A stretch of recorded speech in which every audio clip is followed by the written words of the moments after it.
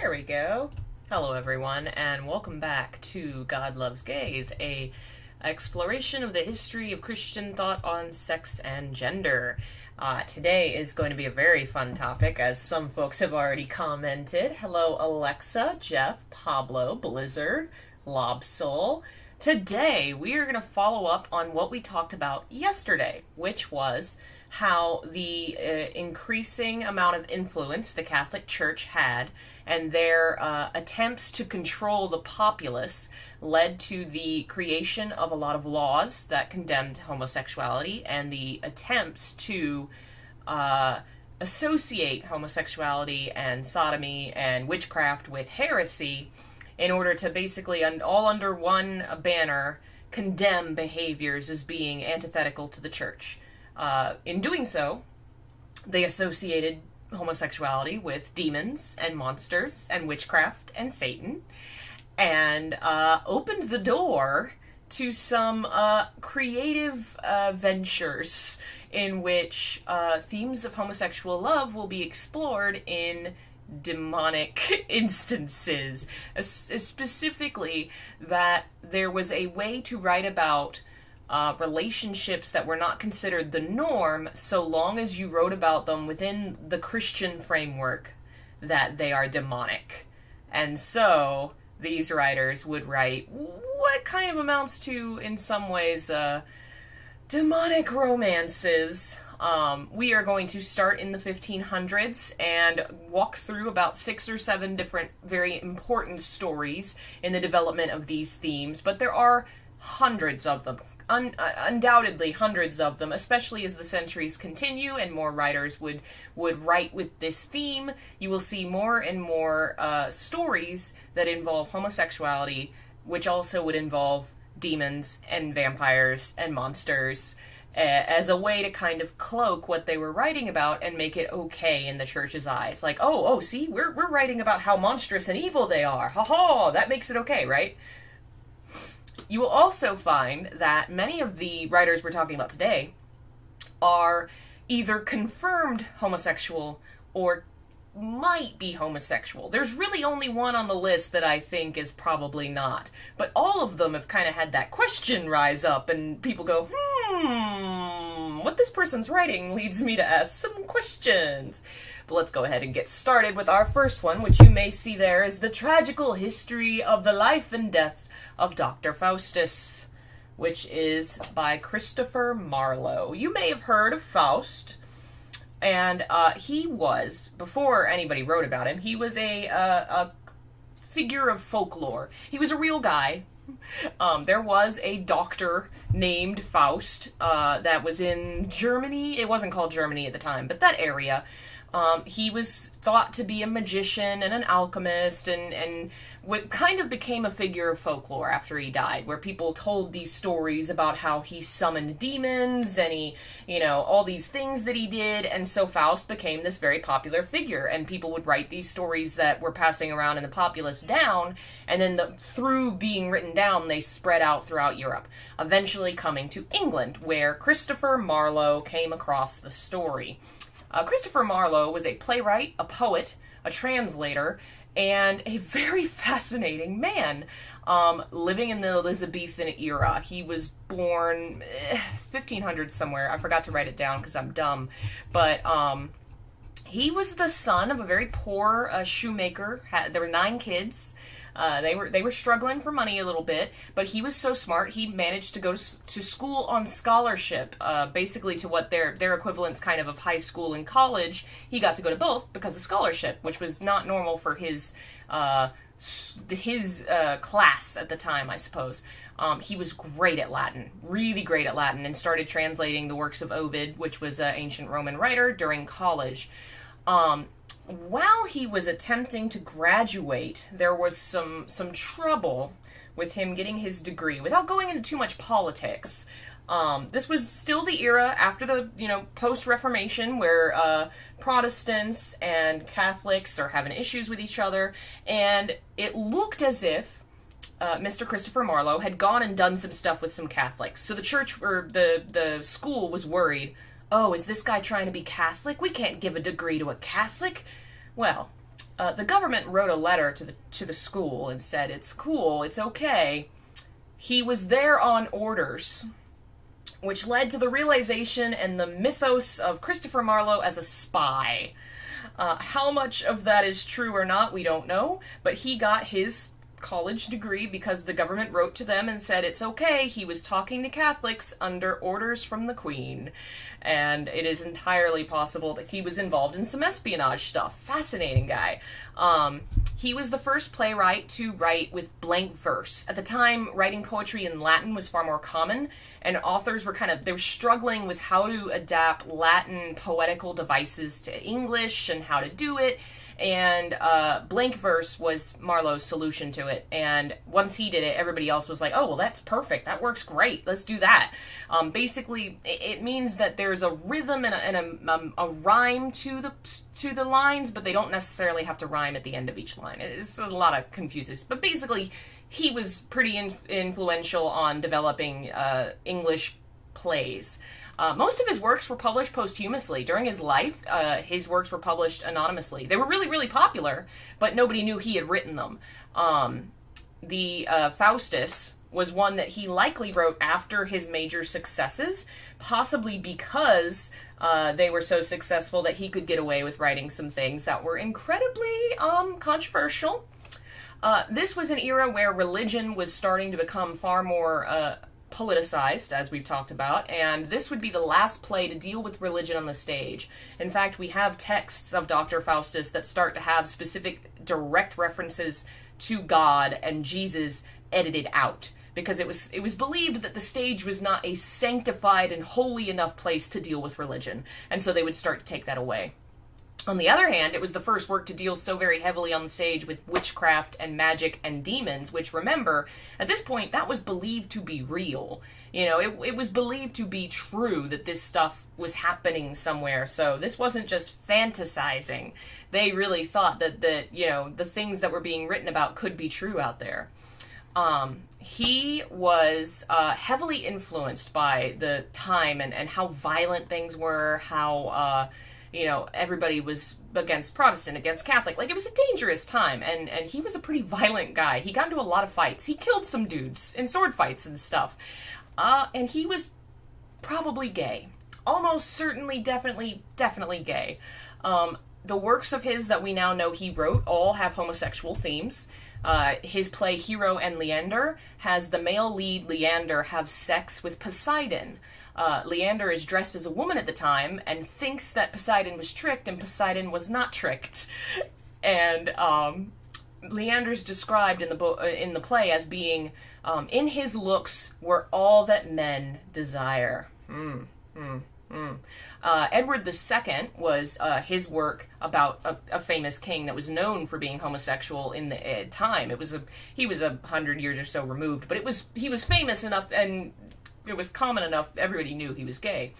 And Christopher Marlowe's play about him was the first time that homosexuality was expressed in a sympathetic light in fiction in England, because it was the star-crossed love of the two main characters. And nobody had ever done that before. There's even a line in the play where it says, "Great Alexander loved Hephaestion, the conquering Hercules for Hylas wept, and for Patroclus stern Achilles drooped." All of those are male same-sex partners, talking about how they loved each other so much. In Dido, Queen of Carthage, that's a play that opens with a homosexual scene between Ganymede and Zeus, who, Ganymede's the young man that Zeus kidnaps away, became a kind of a symbol for homosexuality at various points. And that scene has nothing to do with the plot in the story. It's just, like, scholars are so confused, and for centuries been like, why do you think Zeus has gay sex at the beginning? I don't know, why do you think gay sex? They have no idea why he included that, but it is there. Now, we are going to talk about Faust, because of all his works, it's obviously the most influentially Christian of the works, and the one that's going to have a huge influence on the development of these kind of, like, Christianized gay texts. It's fascinating to read this, considering that Marlowe himself was a known atheist, which was dangerous at the time, which maybe I should mention now how this man died. Incredibly mysterious. It's hard to explain exactly because it's so strange, but he was being investigated for atheism, and he turned himself in and was arrested. He was having dinner, I guess, with folks involved in the government, what have you. Basically, 4 people were in a room, him and 3 other guys, one of whom was a government agent. Remember, Marlowe might have been a spy. They were having dinner, and next you know, Marlowe is dead with a knife in his eyeball. He died at 29 under incredibly mysterious circumstances. It's theorized that possibly he was a spy and was involved in something that got him killed. It's theorized that being an atheist and the fact that he was going to be taken to trial, that kind of publicity would have been bad for the queen, and so she had him taken out. It's so much going on there, but just what a fascinating life that this was a clearly gay man, came from the bottom of society and became such an intellectual and a writer and possibly even a government agent, and then to have his life end in such mysterious, violent circumstances. Just fascinating guy. Oh, hello everyone. Thank you all for joining us, and thank you for all the kind words. It's very sweet of you all. So yeah, we're not exactly sure when Faust was written, but it was probably I don't know, there's different ideas. The problem we have with Faust is the way that playwriting worked at the time. We don't have the original document of Faust. We have what's called I don't remember what they call it, but basically the actors later on rehearsed the play so that someone could write it down. So we don't have where the authors wrote the play and then we have that script. We have the actors coming back and trying to remember what it was like.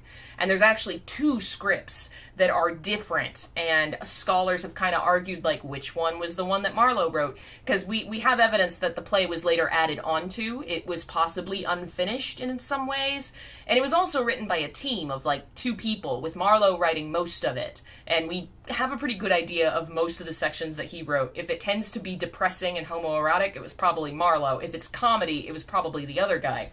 But it was it's fascinating because it is the story of Faust, a man that is highly educated, but he's wanting in life. He's starving for more meaning in his life, and he doesn't believe in God. He doesn't believe in heaven.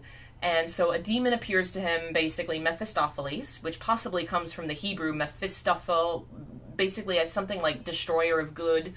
We're not entirely sure where the name came from.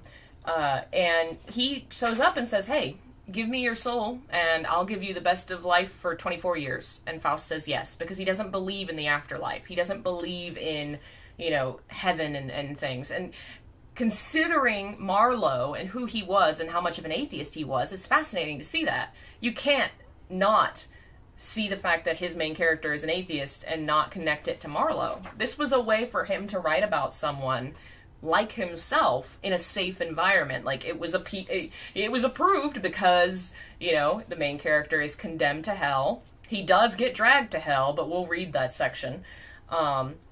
And he has a very homoerotic relationship with Mephistopheles. This version of Faust does not have a female romance interest. Other versions will. This one doesn't. It's literally just Faust and Mephistopheles. And something that happens in this one that's very interesting compared to other stories at the time that dealt with, like, forbidden demonic romances or homosexual romances, there was this assumption that at the end, the main character would redeem themselves by forgoing their evil ways and returning to normalcy. Get married, have a wife, have kids, that would be the happy ending. Faust refuses, Marlowe refuses to do that. Faust gets dragged to hell, and that's his happy ending. And in light of someone who is an atheist and is gay, that's the happiest ending he could have given his guy. How much more depressing would it have been if Faust at the end had been like, oh, well, I guess I believe in God and I'm going to get married now. Like, ugh, I love this play. It's great. If you've never read it, try it. It's fantastic. We are going to read pieces of it now. I think that's the first. All right. So, Faust summons Mephistopheles, and this is their first meeting. Now Faustus, this is written in, ye old language. Now Faustus, what wouldst thou have me do? I charge thee, wait upon me whilst I live, to do whatever Faustus shall command, be it to make the moon drop from her sphere, or the ocean to overwhelm the world. Mephistopheles, I am a servant to great Lucifer, and may not follow thee without his leave. No more than he commands must we perform. Did he not charge thee to appear to me? No, I came now hither of mine own accord. Did not my conjuring speeches raise thee? Speak. That was the cause, but yet per accidens. For when we hear one rack the name of God, abjure the scriptures and his Saviour Christ, we fly and hope to get his glorious soul, nor will we come unless he use such means whereby he is in danger to be damned. Therefore the shortest cut for conjuring is stoutly to abjure the Trinity, and pray devoutly to the Prince of Hell. So he's saying, Faust tried to summon up a devil, and the devil appears, and he says, oh, your summoning didn't bring me. I saw that you were scorning God, and so I came to see if I could take your soul. Your ritual had nothing to do with it. Let's see here. He goes on to talk about who he is, who Lucifer is, and what he can do for Faust. And Faust goes on here. He says, let's see where. What is great Mephistopheles so passionate for being deprived of the joys of heaven?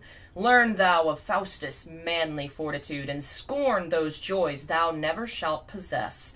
Go bear these tidings to great Lucifer, seeing Faustus hath incurred eternal death, by desperate thoughts against Jove's deity. Say he surrenders up to him his soul, so he will spare him 24 years, letting him live in all voluptuousness.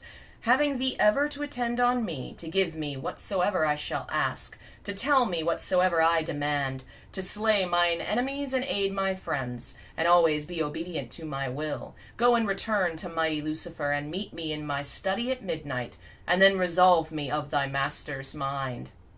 I will, Faustus. Mephistopheles leaves. Had I as many souls as there be stars, I'd give them all for Mephistopheles. By him I'll be a great emperor of the world and make a bridge through the moving air. To pass the ocean with a band of men, I'll join the hills that bind the Afric shore and make the country continent to Spain, and both contributory to my crown.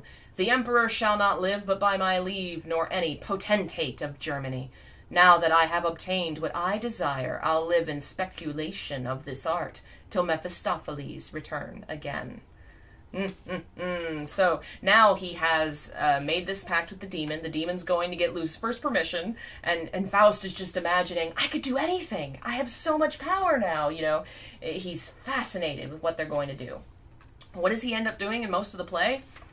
Talking to Mephistopheles. Mostly, all they do is chat. He asks him questions about astronomy and science. Like, he doesn't go around murdering or pillaging or kidnapping or becoming a king. He doesn't do that. He becomes smart. And he gets a reputation for being so smart and so wise that even emperors come to him for knowledge and to see if he can really do these magical things he says.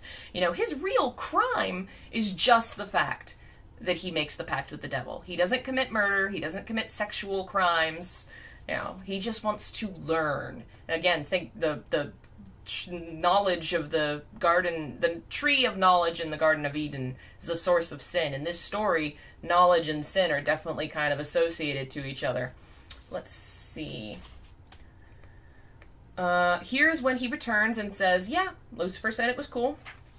Now tell, what says Lucifer thy lord? That I shall wait on Faustus while he lives, so he will buy my service with his soul. Already Faustus hath hazarded that for thee.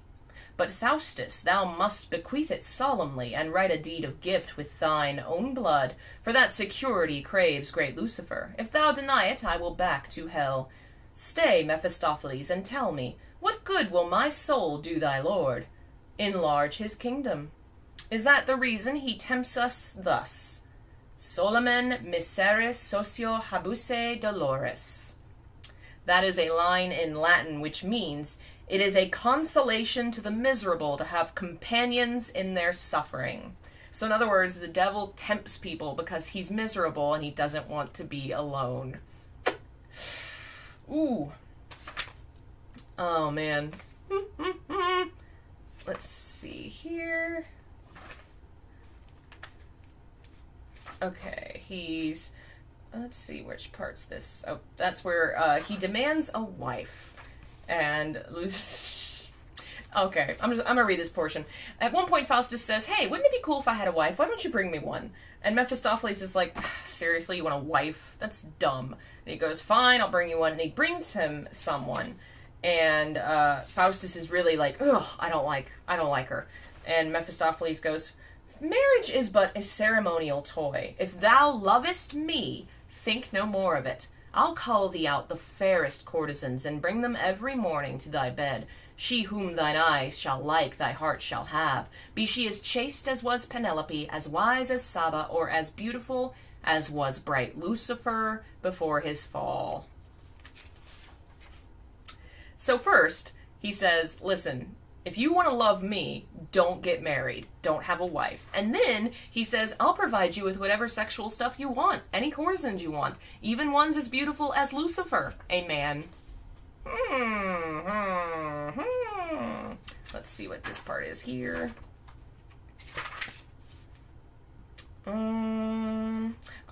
Here we go. He has throughout the story moments where he regrets or he is afraid, and two angels will enter, a good angel and evil angel, kind of like, you know, the angels on your shoulders, and he will have moments where he's like, oh, but I've given heaven up for this. Multiple times he's told, if you'll just repent, you can go to heaven. And he can't. He cannot bring himself to repent and regret what he's done. My heart's so hardened, I cannot repent. Scarce can I name salvation, faith, or heaven. But fearful echoes thunder in mine ears. Faustus, thou art damned. Then swords and knives, poisons, guns, halters, and envenomed steel are laid before me to dispatch myself.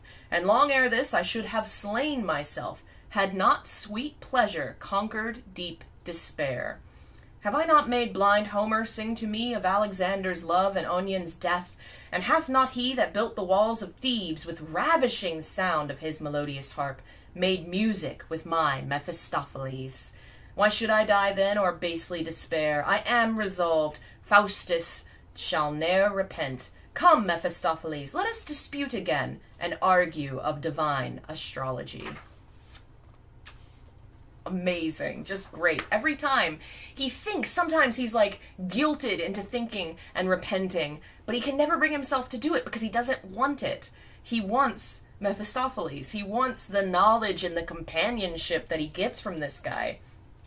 All right, let's go to the ending here.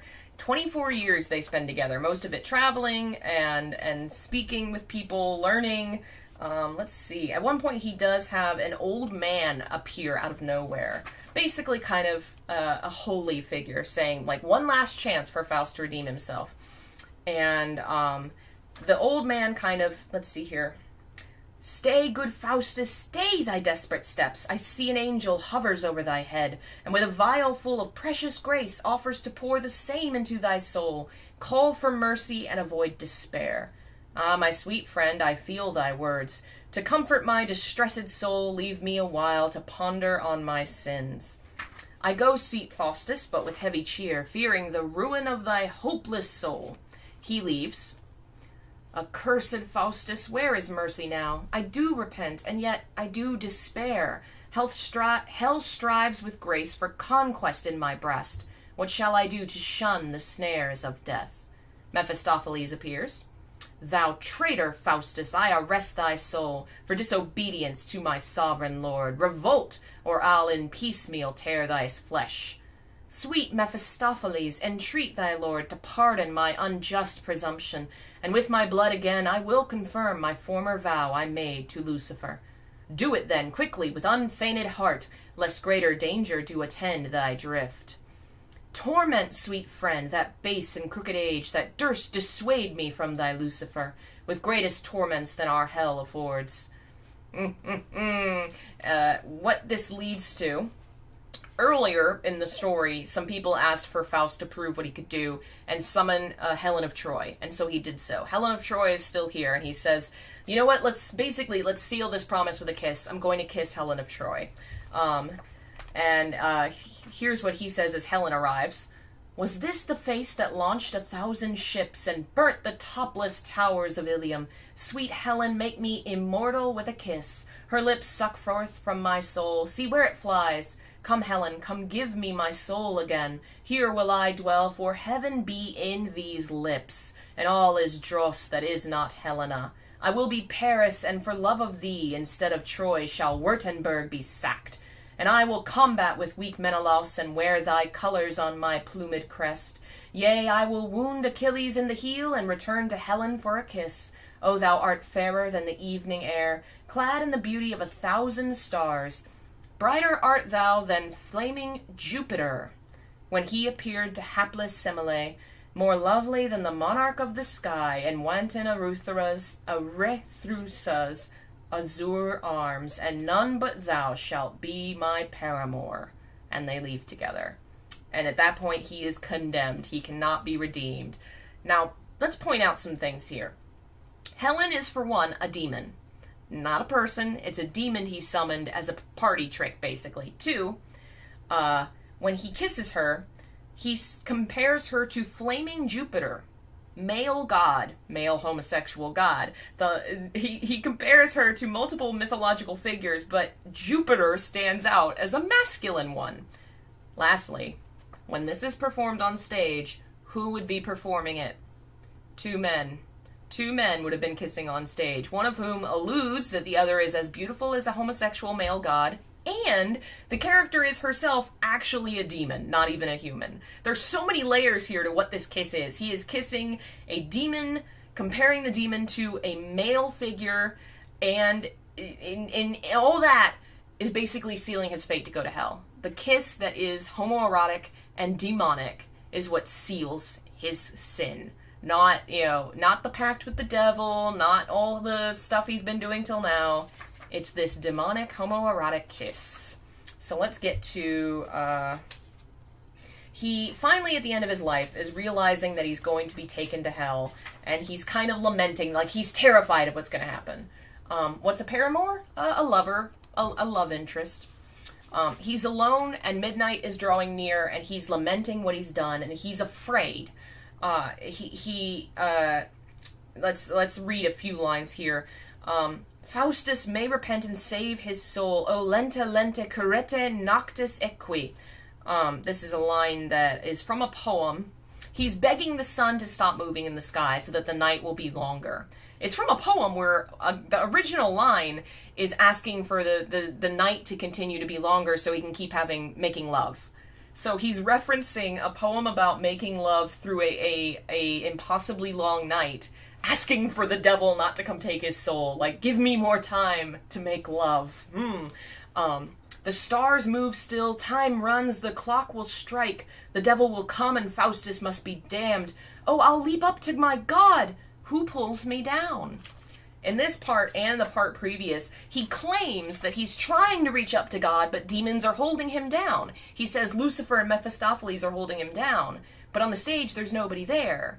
And it's the only time that he references those characters being present when they are not, implying it's possible it's a psychological thing where he wants to leap to God, but he doesn't want to. He thinks demons are holding him down, but that's just him putting the blame on someone else. He wants his damnation. He doesn't want to be saved. See where Christ's blood streams in the firmament. 1 drop would save my soul, half a drop. Oh, my Christ.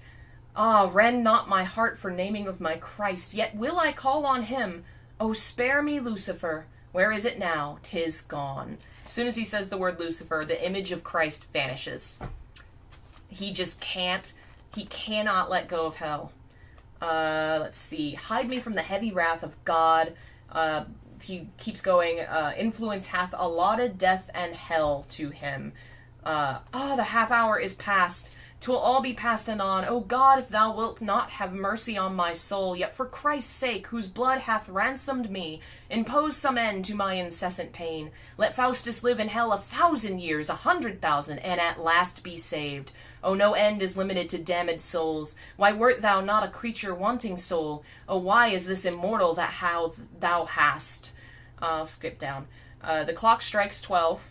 Oh, it strikes, it strikes! Now body turn to air, or Lucifer will bear thee quick to hell. O soul, be changed into little water drops, and fall into the ocean, ne'er to be found. My God, look not so fierce on me. Adders and serpents, let me breathe a while. Ugly hell, gape not. Come not, Lucifer, I'll burn my books. Mephistopheles. Exeunt with him. That's how his story ends. There's a chorus at the end that basically says, oh, don't follow this guy's example. He's a bad guy. That's why he's in hell. But the story actually ends with him basically cowering in fear as hell's doors open up and Mephistopheles appears. And his last words are, Mephistopheles. He gasps his name. Oh, that's just, And what is he really afraid of? You know? I love this queer interpretation of it, and the fact that it stands up so well, considering what we knew of the writer, and what's on the pages. It's fascinating. It's also condemning some political stuff at the time, where, as we've talked about how the Catholic Church has been splintering, different people have been following different traditions. One of those is Calvinist, which is a branch of Christianity that is very heavily associated with what's called predestiny. It's hard to explain without going in too deeply, but there were branches of Christianity that argued that your fate was sealed the moment you were born, that essentially some people are destined to go to hell no matter what. But then does that mean that God condemns some people to go to hell no matter what? Does that mean that free will doesn't matter because we don't have a choice as to where we go?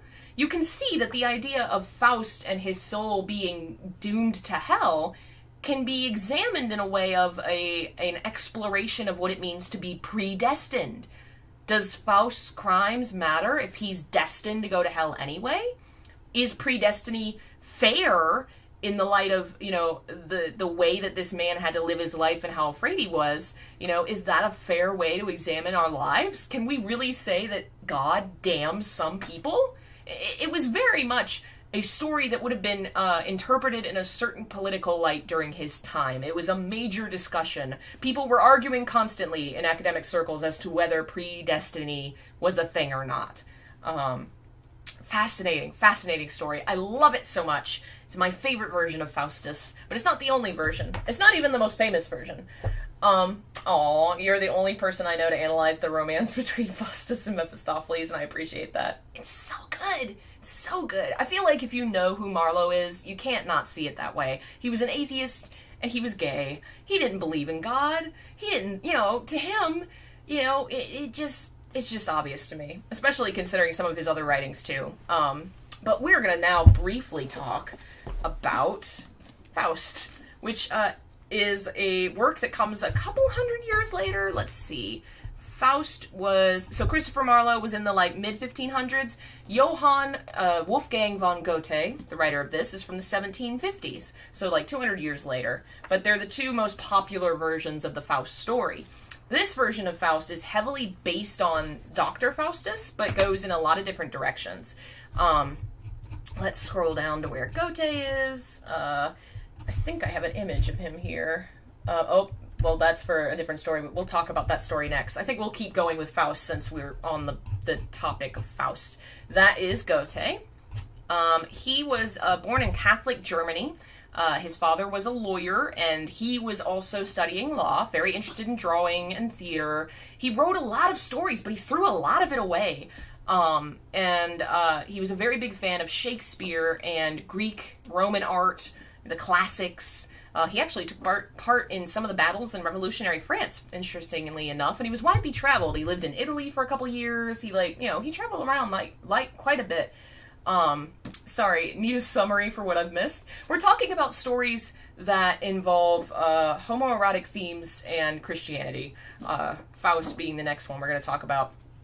Goethe himself is a complex figure when it comes to whether or not he was homosexual. The debate's kind of up there. He had a lot of relationships with women, but it looks as if until he was 40, they were completely non-sexual. He didn't have sex until he was 40. He had a lot of mistresses that he just kind of lived with. He had paramours that he had relationships with that weren't sexual. And then he ended up at 40 having 6 kids. He had very passionate homosexual friendships. He wrote letters to Friedrich Heinrich Jacobi. He says, "You felt it was bliss for me to be the object of your love, dear Fritz." And it ended with, "Don't let my letter be seen." He had passionate relationships with both genders, I think, and it's possible he was struggling sexually with what he was desiring. I think it's entirely possible he had homosexual leanings. Whether he ever acted on them, we're not entirely sure. Carl Hugo Pries is a German historian that wrote a recent book on it called The Tiger's Caresses that explores a lot of his letters and how it actually kind of looks like he was probably more homosexual than straight. I think it's hard to weigh that heavily, considering he did have a lot of relationships with women. I think it's clear that he was struggling, that he was trying to define himself and figure it out, and possibly had trouble with it. But what is Faust? Faust is an adaptation of the Faust mythos in his style, another kind of a drama. It takes a lot of what's in Faustus, but adds a lot more to it. It kind of starts the way that the book of Job does in the Bible, where it starts in heaven. Do I have any water? I will be right back. I completely forgot to fill this, and I need some now. One moment.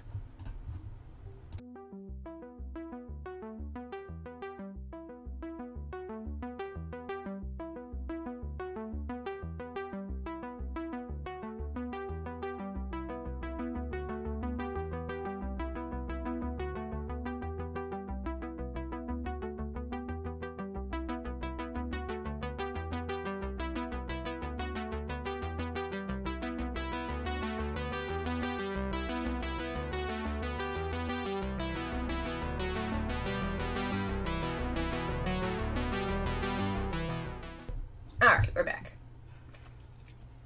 Okay, so, in writing Faust, our dear Goethe had some trouble. There's actually 2 parts of Faust. There's part 1 and part 2. If you've heard of or read this, you probably read the first part. They were written at separate points and published a couple years apart. I think the second part might even have been published posthumously. He had problems with it. And the first part's more interesting for reasons that will become obvious as we read some of this. But let's start with the prologue in heaven. In the book of Job, Satan, the adversary, one of the angels in heaven, approaches God and says, hey, God, wouldn't it be, better if humans loved and worshipped you even when times were bad? Like, if times are bad, they're going to abandon you. And God says, I don't think so. And Satan says, I'll bet you. So that's when they have the bet, and he torments Job. Listen to this. Mephistopheles walks into heaven. Since once again, O Lord, I find you deigning to walk amongst us, asking how we do, and in the past you thought me entertaining. You see me too here with your retinue. Fine speeches are, beg pardon, not my forte, though all this round may mock me, but I know my rhetoric, you'd laugh it out of court, had you not cast off laughter long ago. On suns and worlds I can shed little light, I see but humans and their piteous plight. Earth's little god runs true to his old way, and is as weird as on the primal day. He might be living somewhat better, had you not given him of heaven's light a glitter. He calls it reason, and, ordained its priest, becomes more bestial than any beast. He seems to me, begging your honor's pardon, like one of those grasshoppers in the garden, that legget skip-a-skimming all day long, and in the grass chirp out the same old song. If only he'd just lie in the grass at that. But no, he sticks his nose in every pat. The Lord speaks. And do you have no other news? Do you come always only to accuse? Does nothing please you ever on the earth? No, Lord, I find it still of precious little worth. I feel for mankind and their wretchedness. It almost makes me want to plague them less. Do you know Faust, the doctor? Yes, my serf. Forsooth, he serves you in a curious fashion. Not of this earth the madman's drink or ration. He's driven far afield by some strange leaven. He's half aware of his demented quest. He claims the most resplendent stars from heaven, and from the earth each pleasure's highest zest. Yet near or far he finds no haven of solace for his deeply troubled breast. Though now he serve me but in clouded ways, soon I shall guide him so his spirit clears.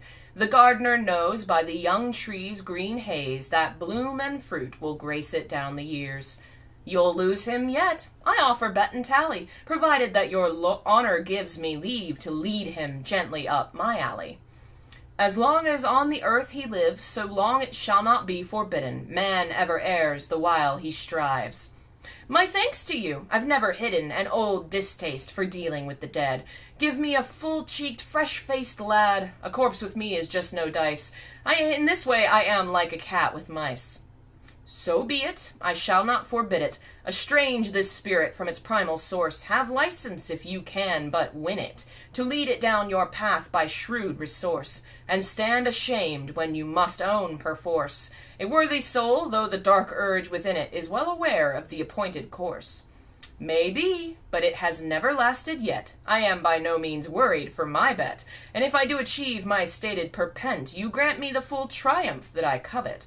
Dust shall he swallow, aye, and love it, like my old cousin, the illustrious serpent. Then, too, enjoy free visitation. I never did abominate your kind. Of all the spirits of negation, the rogue has been least onerous to my mind. Man all too easily grows lax and mellow. He soon elects repose at any price. And so I like to pair him with a fellow to play the deuce, to stir and to entice. But you, true scions of the godly race, rejoice you in the font of living grace. By ever active, ever live creation, in love's enchanting fetters be you caught, and that which sways in wavering revelation, may you compact it with enduring thought. Mephistopheles is alone. At times I don't mind seeing the old gent, and try to keep relations smooth and level. Say what you like, it's quite a compliment. A swell like him, so man to man, with the devil. God, isn't that fantastic? Just the play-by-play with the devil and God talking about a man as if he's a chess piece on the board. Fascinating. The next part mirrors Faustus quite a bit, where Faust is in his office lamenting how little he knows and how little there is he can do with his human restrictions. This story actually pulls the story along a little bit, where the demon does not immediately show up. He actually appears as a dog and follows Faust home, and Faust is like, okay, this is kind of weird, but eventually he realizes what the demon is, and is like, okay, this might actually be cool, I guess we'll do this. After that, they end up going to a bar, which is part of a story that comes from a folk tale about Mephistopheles and these four drunkards. And from there, they go and visit a witch. The witch gives a potion to Faust, and from that point on, he's obsessed with lust. He just cannot stop lusting, specifically after basically the next woman he sees, and becomes obsessed with the need to be with her romantically. And so Mephistopheles starts this quest to help him get his girl. The very first portion of the story involves them trying to get the two of them alone together. The young girl is eventually seduced and uses a potion to put her mother to sleep so she can sneak out. Unfortunately, it kills her mother. The young girl ends up pregnant illegitimately and kills the baby, which ends up getting her arrested. She is almost set free. Faust tries to go and save her and set her free, and she refuses to go. And the first part of the story ends with the young girl's life in ruins and Faust and Mephistopheles fleeing. That's the story I think most people know, is the doomed romance where he becomes seized with this demonic lust, has to have her, and in doing so ruins her life. And she is the symbol of innocence and goodness. He relates a lot to how innocent she is. He constantly is commenting on how innocent and lovely she is, and he ruins her because he's just seized with this desire. The second part of the story involves the two of them traveling a bit. It's less interesting, but what it ends up doing is, at the very end, the story ends with the angels coming and saving Faust. This is another reference to a likely biblical story called Theophilus, which is an older kind of apocryphal text of a story of a man who is a holy figure, I think a monk, who ends up selling his soul to the devil and is saved at the last minute by the Virgin Mary. She intercedes on his behalf and he is raised to heaven. Same thing happens with Faust. The innocent female soul intercedes and saves his soul. But while he's being saved, Mephistopheles is there. And let's see. Mephistopheles is watching the handsome masculine angels take Faust to heaven. You who berate us fiend and elves, you are arch conjurers yourselves, for you seduce both maid and man. Ah, what a damnable affair! Is this love's essence that appeared? My body is a single blazing flare. I hardly notice that my neck is seared. You waver to and fro. Please try descending, a bit more worldly like, your sweet limbs bending. Though gravity I grant sits well on you, I'd like just once to catch you smiling too. I'd cherish the delight of it always. I have in mind the way that lovers gaze, a dimpling near the lips, and it is done. You, lad, I like the best, so lean and tall, that curates mine, well, becomes you not at all. Give me a little wanton wink. Come on, you need a decent naked fashion, too. That long enfolding robe is overprim. Turn around, now for a backward view. I could just eat them up, the lot of them. The angels come to take Faust's soul, and Mephistopheles takes a moment to kind of wolf whistle at the angels and go, "Hey, baby, that religious look is just a little dull. Why don't you try winking at me and lift your skirts? Turn around, let me see." He does it to male angels. On the whole, it's a far less homoerotic version of Faust than the Dr. Faustus, but it clearly is there. I think in wanting to deal more specifically with romantic trysts, he writes this very female romance-centric story, but then in the second part, that female character vanishes, and a new female character takes place. You know, kind of, again, Mephistopheles is the main character alongside Faust. You know, even when sex and romance is involved there, he's never gone. He's always there. He's kind of the third wheel. And then, of course, to have at the end, completely unnecessarily, completely unrelated to the plot, have him say this stuff, I think it says something about possibly some of the themes here with Goethe and Faust. Just fascinating. Just freaking, I love the turn thee around. It's just great. I love both of them. I love them together as part of like the corpus of Faust, but it's it just the Dr. Faustus I think has the more interesting plot to me, but the language of Faust is lovely. It's just really great. All right, now we're going to jump back in time a little bit, because we can't talk about homoerotic demons without talking about John Milton and Paradise Lost. Like many of the other authors on this list, there's been discussions about his sexuality. I'm less convinced about John Milton. He does have some pretty erotic, homoerotic letters with some male classmates, but that was pretty normal for the time. This was like the era of platonic male friendships, platonic, where it was far more common to write really flowery kind of love letters to your male friends. But we also know that that was often a cover for male friends that were more than friends. So we probably won't know if he was. If he was, the person we think it was Charles Diodati. They were schoolmates as children. They wrote letters to each other until Diodati's early death in 1638. Originally, John Milton, the author, was planning on becoming a clergyman, and he didn't. And we think it's possible maybe his friend's death had something to do with it or something. We're really not sure. One of his letters he wrote to him said, "Trust me, my joy is great that thou shouldst be, though born of foreign race, yet born for me." Wow. He definitely also liked women. He did have some romances and a wife and some family, I believe a couple children, I don't remember. But he did also write about how sodomy was a terrible sin and an impurity. He was a second-generation Protestant and was writing during the Civil War in England, which is when the whole issue with a couple of different things, but it had in part to do with who was going to rule Ireland, Scotland, and England, and what religion they were going to be. So it was a lot of things all at once, and he was writing in that era, writing a very religious text, in which the main character is a very sympathetic fallen Lucifer. It's written like an ancient epic. Like, think about, like, the Greek and Roman, like the Aeneid and the Odyssey. It's written in a similar style, and it actually starts kind of in the midst of the thing, and the action, which happened a lot in those stories where you'd have, like, you know, it's already the Trojan War, and the hero runs on. Like, it starts with the fall having already happened. Like, the angels just waged war against God in heaven, and they lost. And they all are now in hell, and Lucifer and the various angel demon leaders are all standing up and saying, well, what are we going to do now? And that's when the very famous line, let's see where, I don't think I actually, here it goes. Very famous line happens here. A mind not to be changed by place or time. The mind is its own place, and in itself can make a heaven of hell, a hell of heaven. What matter where, if I be still the same, and what I should be all but less than he, whom thunder hath made greater? Here at last we shall be free. The Almighty hath not built here for his envy, will not drive us hence. Here we may reign secure, and in my choice, to reign is worth ambition, though in hell. Better to reign in hell than serve in heaven.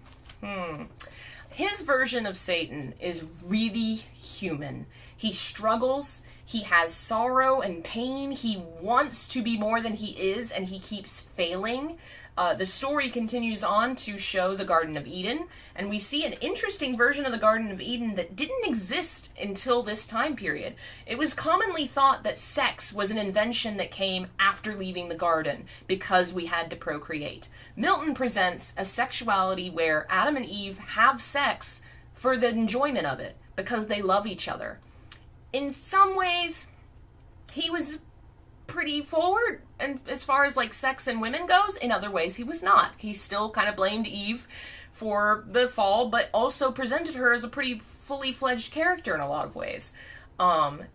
We see Adam as a young person still kind of trying to understand the world. Adam speaks with angels and has friendships with them. We see the creation of Eve. We also see the creation of Sin, who is presented as the daughter of Lucifer in this story. We see the serpent, like all these what at the time would have been considered true history. Remember, this is what they believed happened, and he was presenting his, fantasy version of what they thought was real ancient history. And it was completely unlike anything else that Lucifer could be seen sympathetically. Until this point, of course he wasn't. Of course not. He's Satan. He's evil. Like, the idea was just unthought of. But once it was thought of, we couldn't get rid of it. The anti-hero was born. The Byronic hero, the Don Juan, Frankenstein, Dracula, Lestat du Lioncourt, all these characters owe the Satan of John Milton for their existence, because he opened the door that could never be shut again, and the love of the anti-hero in Western fiction just blew up from there. Everybody wanted to write about these complex, conflicted characters who weren't necessarily totally good, or weren't completely redeemable, like these likable jerks, basically. It's just a big part of our fiction from that point on. One thing that really comes from this is the presentation of Lucifer, for one, opens up the whole anti-hero thing, but it also is really homoerotic. Not for him necessarily, but for everybody that came after him. Everybody thought Satan was sexy. Everybody liked his Satan. Basically, everybody who was writing fanfic and drawing fan art of him being real hot. And we will even talk about some writers further down who took inspiration from Paradise Lost to write their own queer demon stories. Like John Milton's Satan, whether he intended it to be homoerotic or not, whether he was himself, every single gay after it was like, yes, get it, Satan, yes! Like, which makes sense when you are the way that times were at this point, where you were so heavily associated with evil, where sodomy and that kind of sexuality was just immediately demonic and immediately associated with Satan. Why would you not clasp onto a sympathetic version of the devil? Immediately, you're gonna love that guy. And we will see some authors who do that. But first, let's read something really fascinating where Milton describes angel sex. Adam is in the garden talking to Raphael, one of the angels that visits him, and he talks to him and asks him questions. It's kind of a homoerotic relationship here. Like, imagine Adam, the first human, buck naked, in the garden, talking to an angel, also butt naked. They are both male, both got male parts. And he asks him, let's see, bear with me then, if lawful what I ask. Love not the heavenly spirits, and how their love express they? By looks only, or do they mix a radiance, virtual or immediate touch? He just asked, do angels have sex? To whom the angel with a smile that glowed celestial rosy red, love's proper hue answered. Raphael blushes and responds, let it suffice thee that thou knowest us happy, and without love no happiness. Whatever pure thou in the body enjoyest, and pure thou wert created, we enjoy in eminence, and obstacle find none. Of membrane, joint, or limb, exclusive bars, easier than air with air, if spirits embrace, total they mix. Union of pure with pure desiring, nor restrained conveyance need as flesh to mix with flesh or soul with soul. But I can now no more, the parting sun, beyond the earth's green cape and verdant isles, Hesperian sets, my signal to depart. Be strong, live happy, and love, but first of all, him whom to love is to obey, and keep his great command. So Raphael just described angel sex and basically said, we fuse entirely. Our entire being becomes one. Completely genderless, completely sexless, entirely a union of spirits. And to this point, think about it. Angels, why would angels have sex? That doesn't make any sense. Angels are pure and innocent and holy. They don't have sex.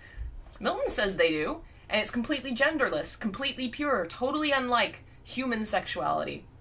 There are theories that if John Milton was homosexual, that he was not practicing because he felt it was impure, because the Bible to him said so. And so this may have been his presentation of, oh, well, in heaven, love won't be impure. Love of any kind is pure, because it's not tainted with our bodies, which are so, in the view of the period of the time, would have been tainted.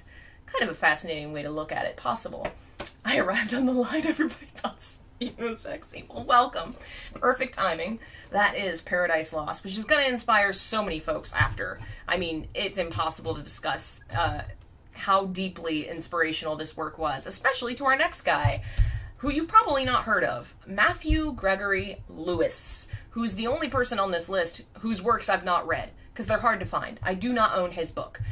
He was born in 1775 and published his first and most popular, most controversial work in 1796.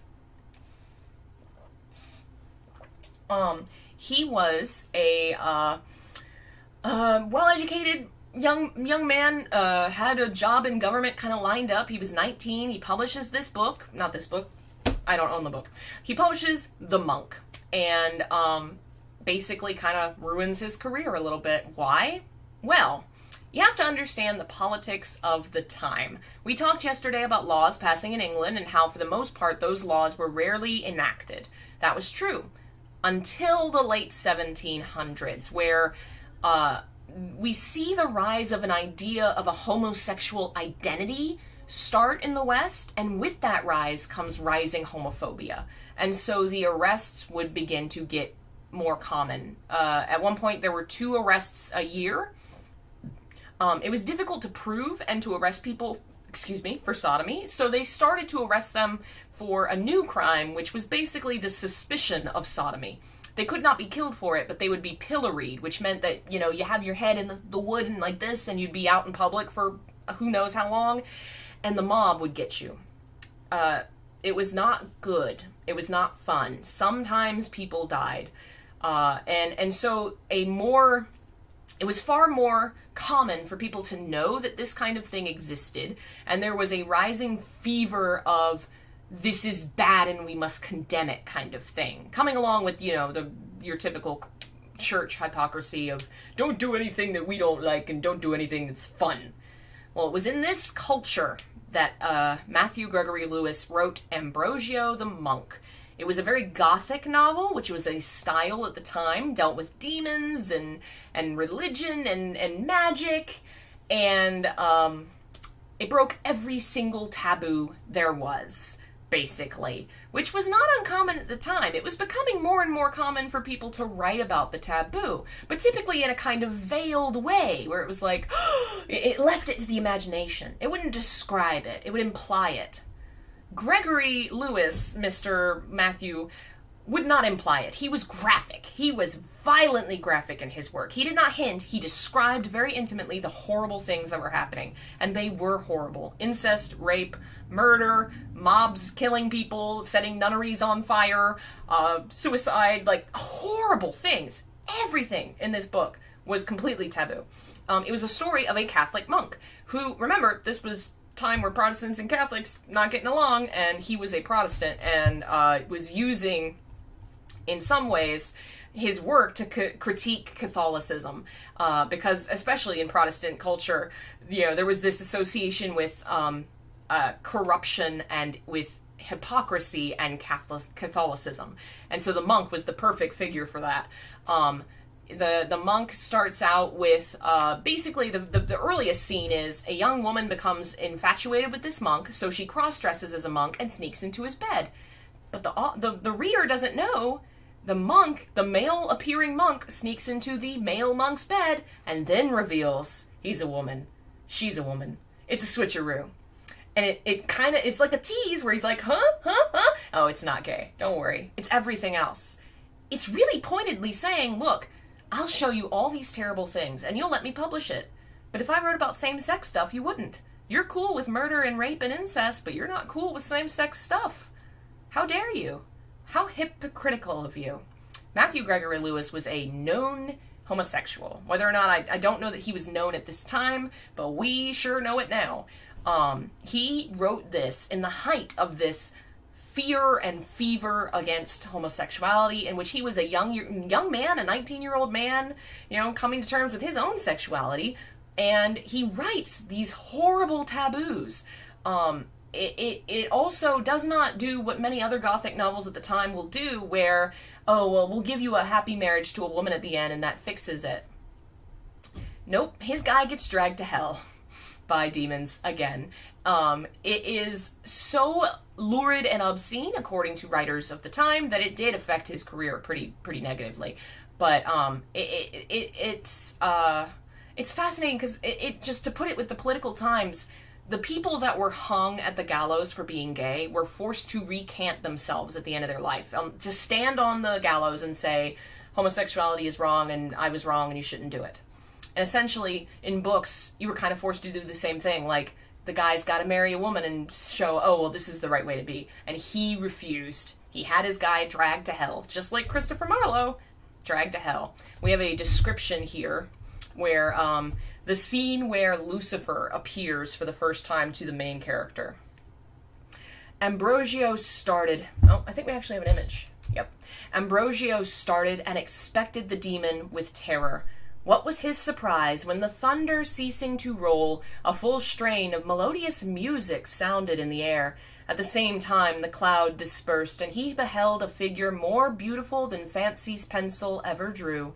It was a youth seemingly scarce 18, the perfection of whose form and face was unrivaled. He was perfectly naked. A bright star sparkled upon his forehead. 2 crimson wings extended themselves from his shoulders, and his silken locks were confined by a band of many-colored fires, which played round his head, formed themselves into a variety of figures, and shone with a brilliance far surpassing that of precious stones.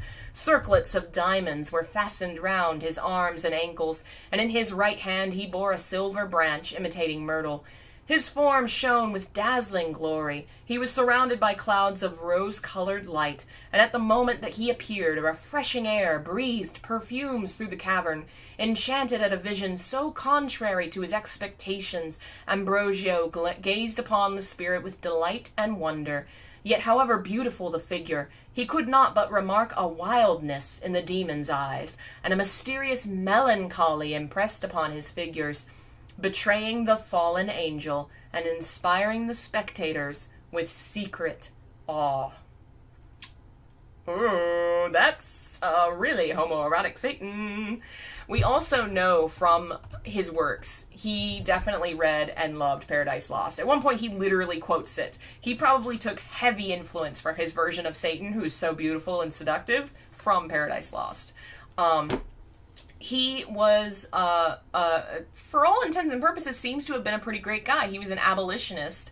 He went to Jamaica to where his family owned these slaves on these farms and was trying to improve things, figure out how to make things better, and he was unable to fix it. He caught yellow fever and he died at sea, and he never returned. But man, what kind of, the guts on this guy. The story involved cross-dressing, forbidden desire and sex, demon summoning, crime, murder, incest, rape, pacts with the devil, mobs and references to the French Revolution, and just every single taboo involved. And famous authors at the time condemned it. And I'm just like, y'all are no fun. This is great. Like, it's clear he was trying to show how hypocritical the church was and the culture of the time was, what it would accept and what it would see as wrong.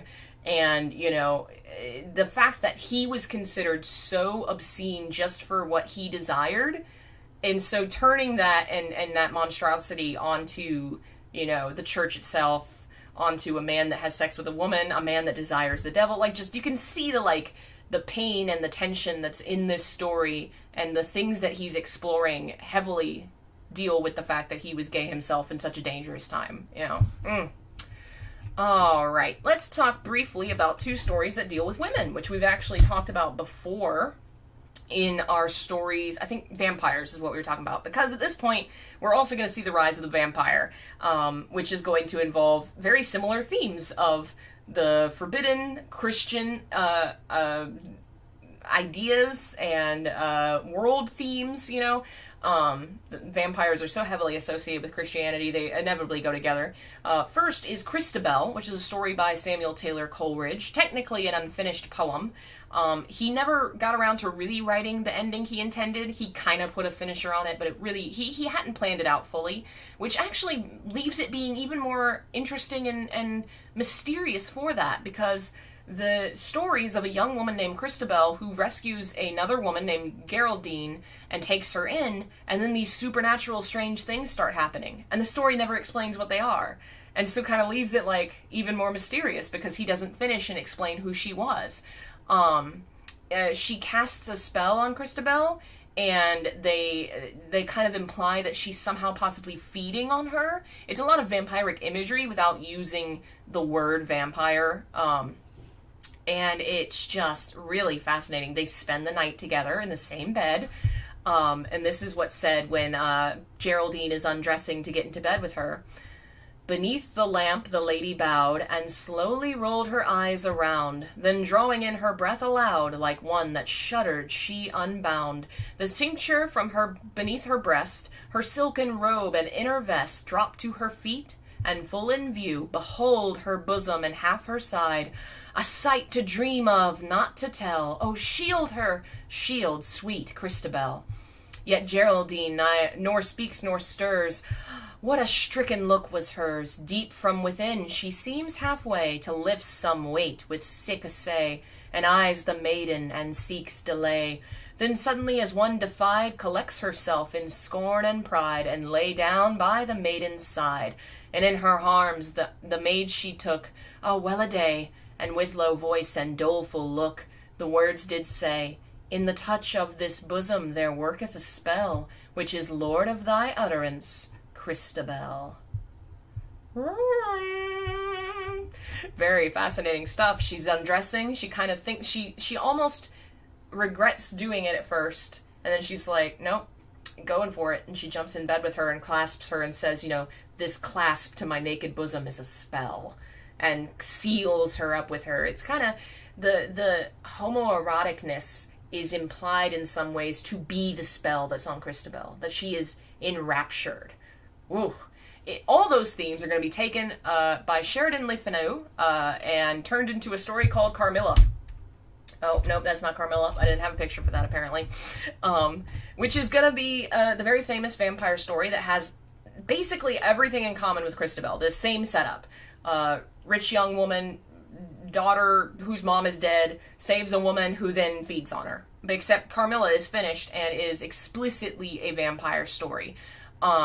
It is entirely about homosexuality, and it doesn't ever demonize homosexuality. The sexuality of it is kind of left ambiguous with, like, the feelings about sex. Whereas, the feeding is demonized. The taking of the blood is what's killing our poor hero, Laura.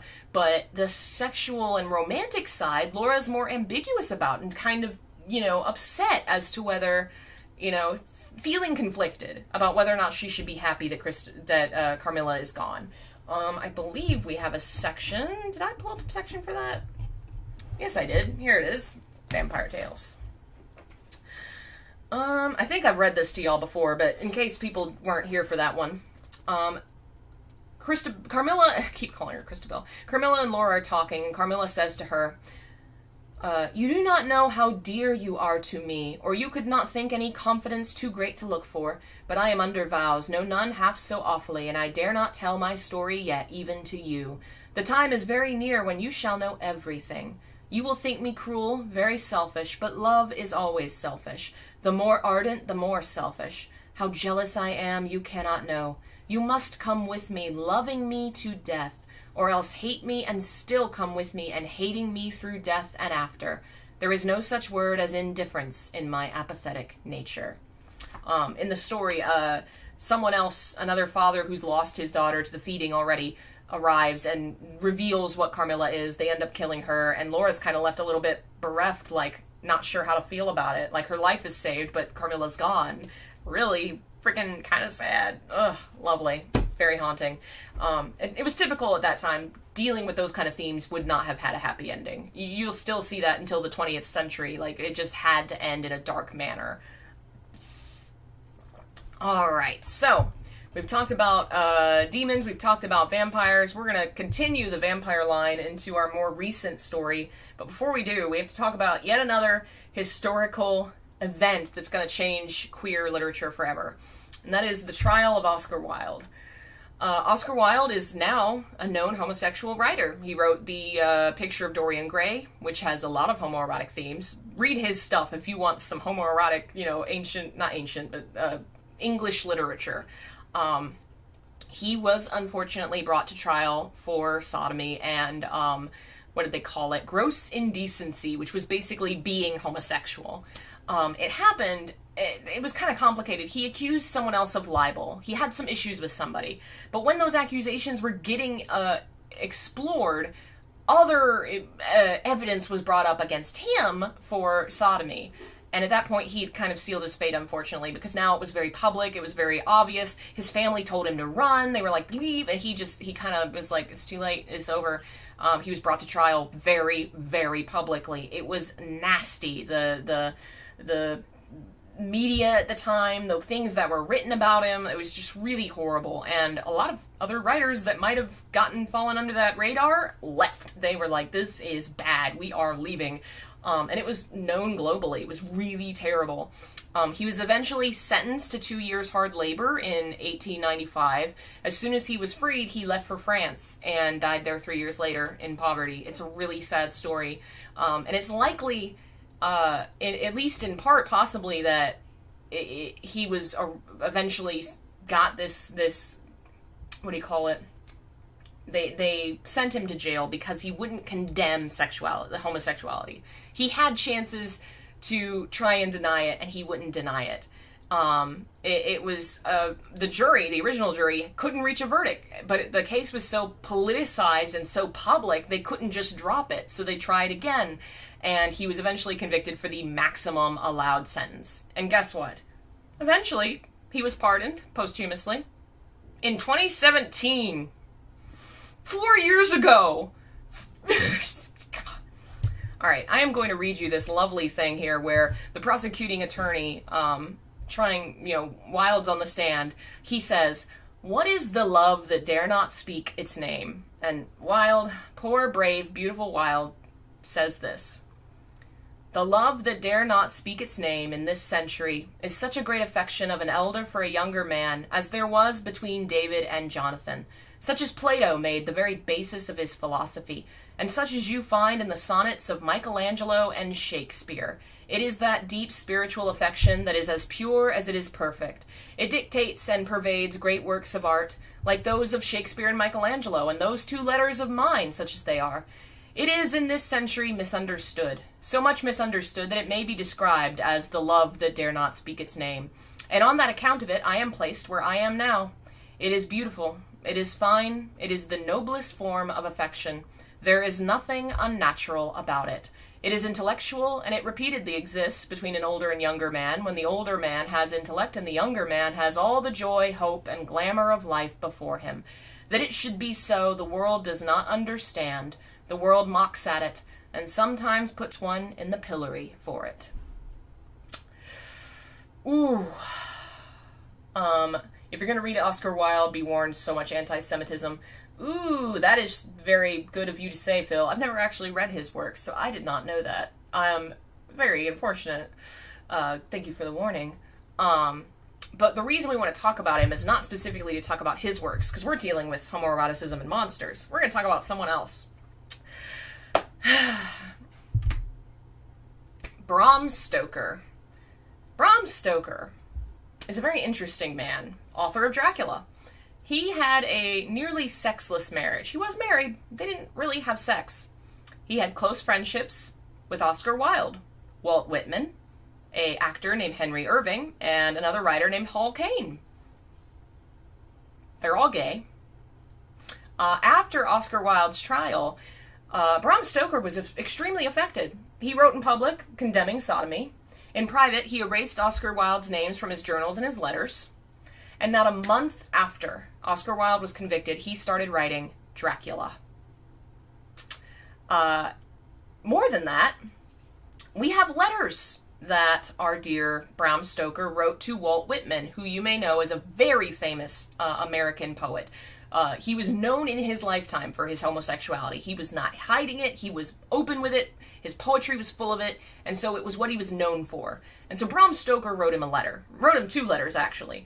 The first one he was afraid to send, and so he kept it for 4 years. And then, in 1876, on Valentine's Day, he sent 2 letters. A new one explaining why he hadn't sent the first, and the first one alongside it. And this is the first letter. "If you are the man I take you to be, you will like to get this letter. If you are not, I don't care whether you like it or not, and only ask that you put it into the fire without reading any farther. But I believe you will like it.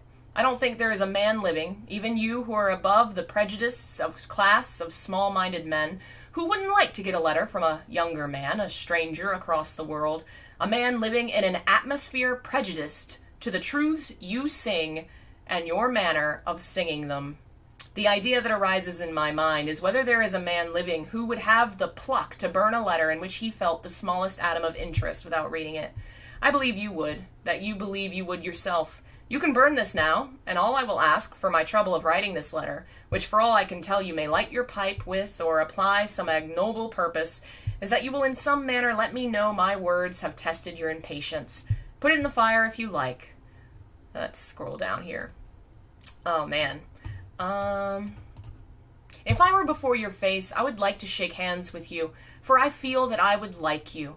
I would like to call you comrade, and to talk to you as men who are not poets do not often talk.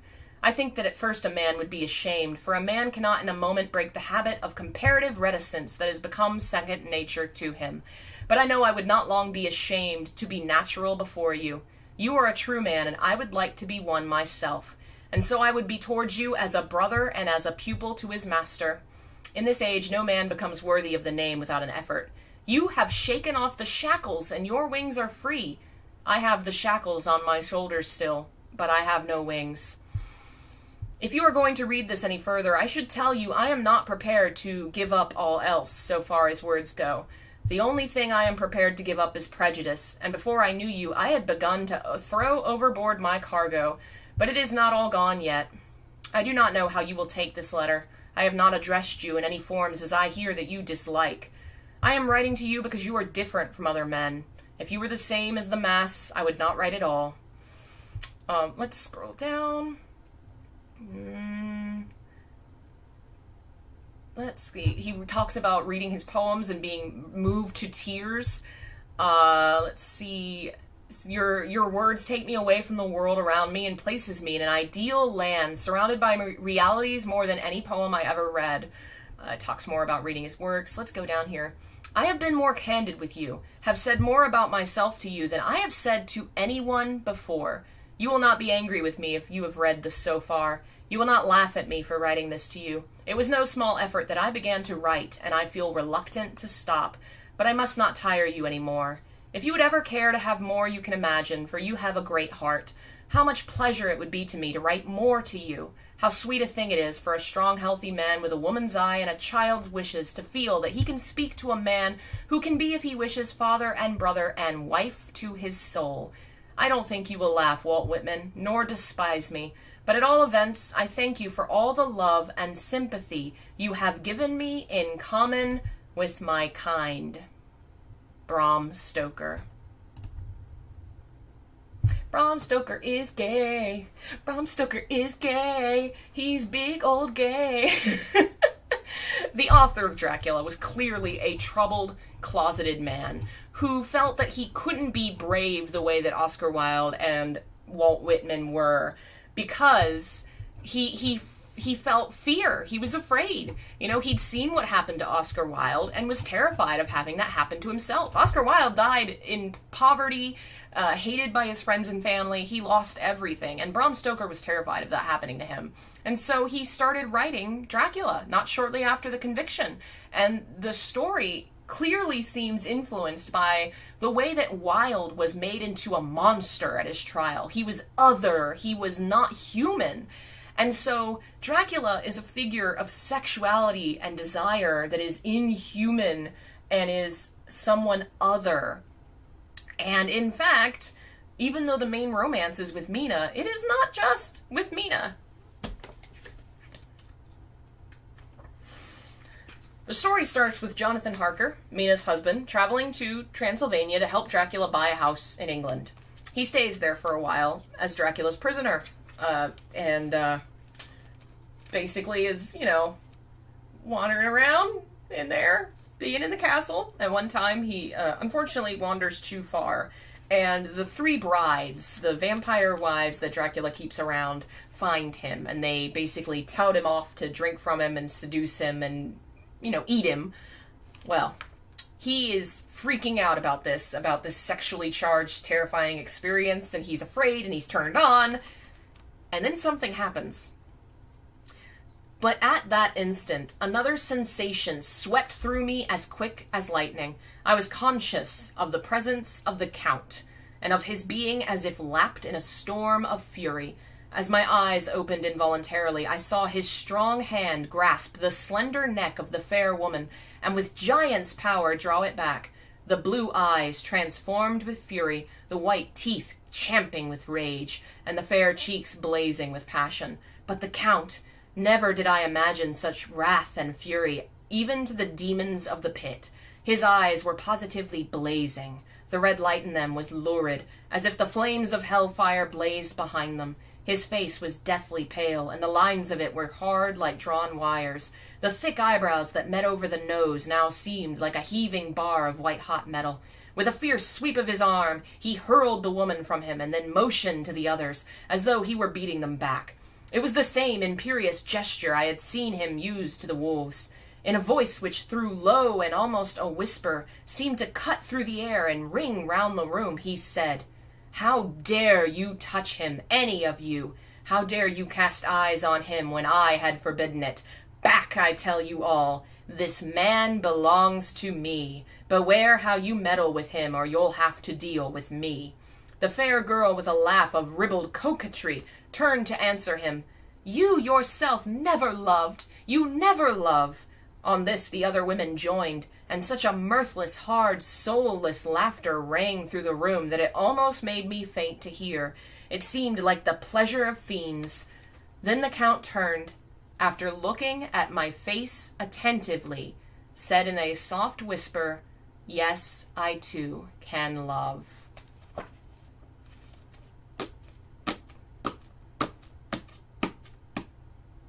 Dracula comes across as the cursed homosexual, the man whose desires are impossible. He has to live off of feeding off of others. He can't exist in society. He drains others with his presence. He is a danger. And his feelings for Mina and for Jonathan are impossible. It's really hard not to see all that in the light of Oscar Wilde's trial and Bram Stoker's probable repressed sexuality. The fact that Dracula is an embodiment of male homoeroticness, which is damned and doomed.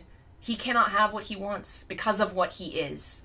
Just fascinating. And of course, Dracula is the freaking hallmark of vampires from then on.